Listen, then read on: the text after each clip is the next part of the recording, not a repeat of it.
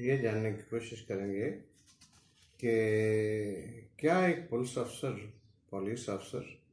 आपने किसी subordinate police अफसर को डिप्यूट कर सकता है कि वो उसकी जगह पे जाकर किसी को गिरफ्तार कर सके। और दूसरा ये है कि क्या पुलिस अफसर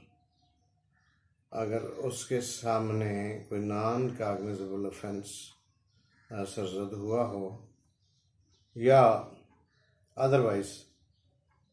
उसके सामने अगर नहीं हुआ और वो उस शख्स से जिसने ऐसा नॉन कॉग्निजेबल ऑफेंस कमिट किया है उससे नेम एंड एड्रेस पता पूछता है और वो गलत बताता है या पुलिस अफसर समझता है कि ये गलत है, तो उस सूरत में क्या पुलिस अफसर उसको गिरफ्तार कर सकता है और उसको रिहा करने का क्या प्रोसीजर है कानून के अंदर। और दूसरा ये है कि क्या पुलिस अफसर अपनी हदूद के बाहर जहाँ वो तैनात है उस इलाके की हदूद के बाहर यानी उस पुलिस स्टेशन की हदूद से बाहर भी क्या उसको गिरफ्तारी का इख्तियार है। तो पहले हम देखते हैं वो प्रोसीजर जब पुलिस अफसर किसी दूसरे सबॉर्डिनेट अफसर को डिप्यूट करता है। तो ये सेक्शन है 56 of CRPC, procedure when police अफसर deputes subordinate to arrest without warrant. तो इसका सब 56 सेक्शन का सब सेक्शन 1 है, when any officer in charge of a police station और एनी पुलिस अफसर making an investigation under chapter 16 requires any officer subordinate to him to arrest without a warrant। अगर कोई police अफसर चाहता है कि कोई उसका सबॉर्डिनेट पुलिस अफसर ऑन हिज बिहाफ कोई गिरफ्तारी करे विदाउट वारंट, यानी वो मौजूद नहीं है, तो क्या वो लॉफुली कर सकता है? तो उसका क्या तरीक़ेकार है? उसको क्या करना होगा पुलिस अफसर को अपने सबॉर्डिनेट को डिप्यूट करने के लिए? उसको एक कोई आर्डर लिख के देना पड़ेगा in writing. He shall meaning वो पुलिस अफसर जो है, he shall deliver an order in writing specifically the person to be arrested and the offense or other cause for which the arrest is to be made। उसमें उसको जुर्म भी लिखना पड़ेगा और वो वजह भी बतानी पड़ेगी कि किस वजह से उसको अरेस्ट किया जाना मकसूद है। और the officers who required shall, यानी वो सबॉर्डिनेट अफसर अब जिसको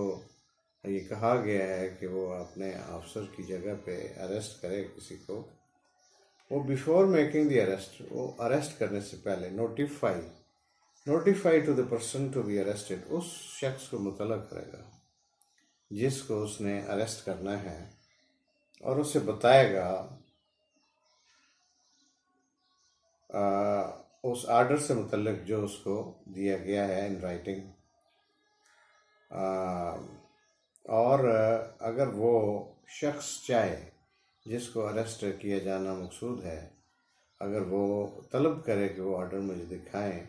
तो वो if so required by such person shall show him the order. तो वो पुलिस अफसर जो अरेस्ट करना चाहता है किसी शख्स को, वो पाबंद है कि वो ऑर्डर शो करे उसको, यानी वो रीज़न भी बताए कि क्यों अरेस्ट करना है, और उसके आर्डर के मुतल्लिक बताए, जुर्म के मुतल्लिक बताए, और अगर वो शख्स डिमांड करे तो वो उसको आर्डर दिखाए, फिर वो अरेस्ट कर सकेगा। अगर कोई शख्स नॉन कॉग्निजेबल ऑफेंस का इर्तिकाब करता है पुलिस अफसर के सामने या अदरवाइज, और पुलिस अफसर उससे पूछे उसका नाम और उसका पता और वो रिफ्यूज़ करते, तो उस सिलसिले में पुलिस अफसर का क्या अख्तियार है। ये सेक्शन 57 है CRPC की, refusal to give name and residence. इसका सब सेक्शन 1 है ऑफ सेक्शन 57 ऑफ CRPC। ये कहता है कि when any person who in the presence of a police officer has committed or has been accused of committing a non-cognizable offence refuses on demand of such officer to give his name and residence, or gives the name or residence which such officer has reason to believe to be false, he may be arrested by such officer in order that his name or residence may be ascertained। अगर तो उस police अफसर के सामने कोई ऐसा जुर्म हुआ है जो नॉन कॉग्निजेबल है, दो तरह के जराइम हैं, एक है काबिल दस्तअंदाजी पुलिस और एक है नाकाबिल दस्तअंदाजी पुलिस। जो काबिल दस्तअंदाजी पुलिस है उसमें तो सीधी अरेस्ट पुलिस को इख्तियार है। इस तरह अंग्रेज़ी में जैसे कॉग्निजेबल और नॉन कॉग्निजेबल हैं, तो उसमें नॉन कॉग्निजेबल में पुलिस के पास डायरेक्ट इस तरह इख्तियार नहीं है। उसमें एक तो ये रीज़न है, तो या फिर उसको परमिशन लेनी पड़ती है with the of the magistrate to arrest someone. तो ये जो 57 है, इसके तहत अगर कोई शख्स पुलिस अफसर की मौजूदगी में या उसकी अलावा कोई ऐसा पता चलता है उसको कि इसने कोई ऑफेंस कमिट किया है और पुलिस अफसर उससे नाम पता दरियाफ्त करता है,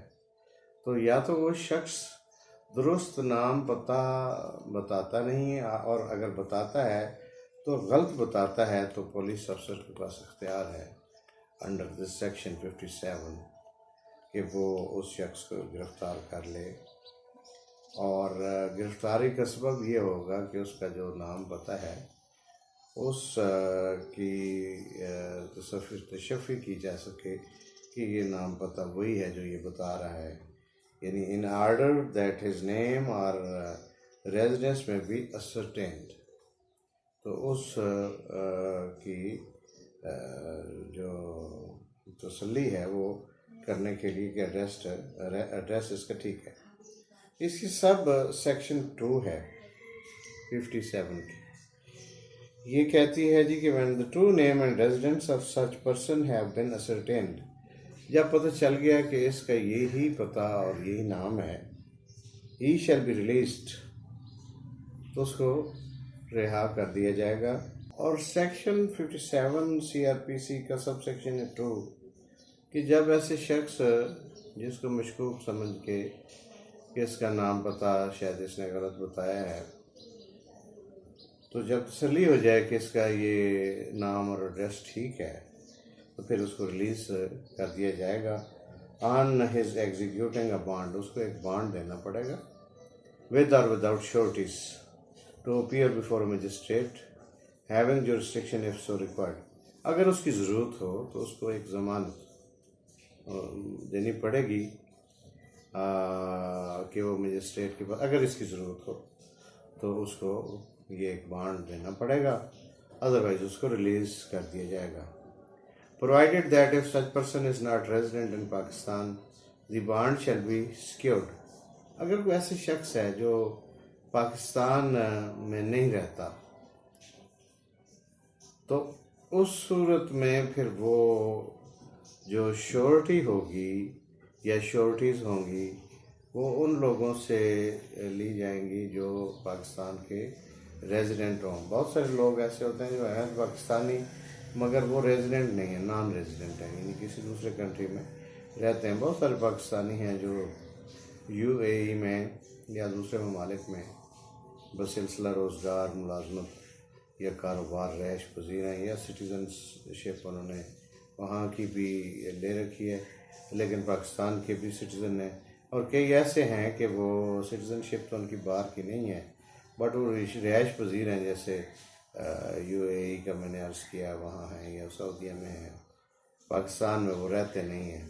तो कोई शख्स अगर आया हुआ है पाकिस्तान में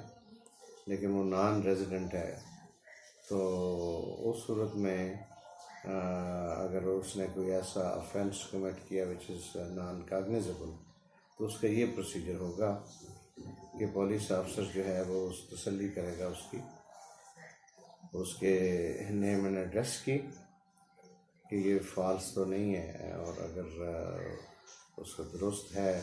तो फिर उसको रिलीज़ कर देगा। और अगर ज़रूरत हो कि उसको पेश करना है बिफोर द मजिस्ट्रेट, तो फिर उसके बांड लेना पड़ेगा। उसकी दो सूरतें हैं, श्योरिटीज़ भी हो सकती हैं, विदाउट श्योरिटी भी हो सकती है, यानी ज़ामिन भी कोई हो सकता है। और उसकी अगर श्योरिटी किसी से ली जाएगी तो वो ऐसा शख्स होगी, ज़ामिन ऐसा शख्स होगा जो पाकिस्तान का रेजिडेंट हो। इसकी सब सेक्शन 3 है ऑफ सेक्शन 57 ऑफ CRPC। ये कहती है, should the true name and residence of such person be not ascertained within 24 hours। अगर ऐसा हुआ कि उसका फ़र्ज़ किया उसका सही नाम एड्रेस उस शख्स का असरटेन नहीं हो सका within 24 hours from the time of arrest, जब उसको अरेस्ट किया गया है, और should he fail to execute the bond, या वो बॉन्ड नहीं दे सकता, if so required to furnish, और यानी उसको कहा गया कि वो बॉन्ड फर्निश करे विद सफिशेंट श्योरिटीज़, लेकिन वो नहीं दे सका, या पुलिस अफसर जो है वो उसके कंफर्म नहीं कर सका नाम पता, तो he shall forthwith be forwarded to the nearest magistrate having jurisdiction. तो ऐसे मजिस्ट्रेट जिसकी वो जुरिस्डिक्शन होगी उसके पास फ़ौरन 24 आवर से ज़्यादा पुलिस अपने आप किसी भी मुलज़म को अपने पास नहीं रख सकती without the permission of the court. तो फिर उसको परमिशन लेनी होगी कंसर्न मजिस्ट्रेट से, तो फिर उसको वो रख सकते हैं। यानी दो सूरतें यहाँ पर आई हैं, एक तो ये है कि पुलिस से वेरीफाई नहीं हो सका उसका नेम एंड एड्रेस, दूसरी सूरत यह है कि उसे कहा गया था कि वो फर्निश करे बॉन्ड, तो वो बॉन्ड नहीं दे सका, तो ज़मानत वो नहीं प्रोवाइड कर सका विदिन 24 आवर्स, तो फिर इमीडिएट जो है उसको प्रोड्यूस किया जाएगा before the magistrate. Section 58 of CRPC रहनुमाई करता है कि अगर कोई मुलज़म किसी दूसरी जुरिस्डिक्शन में है, यानी वो हदूद है जो उस थाने की नहीं है जिसमें वो पुलिस अफसर तैनात है, तो उसको अगर अरेस्ट करना है तो गाइडलाइन क्या है, pursuit of offenders into other jurisdiction. अब पुलिस अफसर में एक पुलिस अफसर कर सकता है for the purpose of arresting without warrant any person whom he is authorised to arrest, किसी ऐसे शख्स को जिसके लिए उसे इख्तियार है कि वो उसको गिरफ्तार कर सके अंडर दिस चैप्टर, उसको वो परसू कर सकता है ऐसे शख्स को जिसकी गिरफ्तारी का उस पुलिस अफसर को इख्तियार हासिल है, वो यानी एनीवेयर इन पाकिस्तान वो है, कहीं भी अगर है तो वो पुलिस अफसर जो है उसको परसू कर सकता है फॉर अरेस्ट। तो ये है सेक्शन 58 ऑफ CRPC।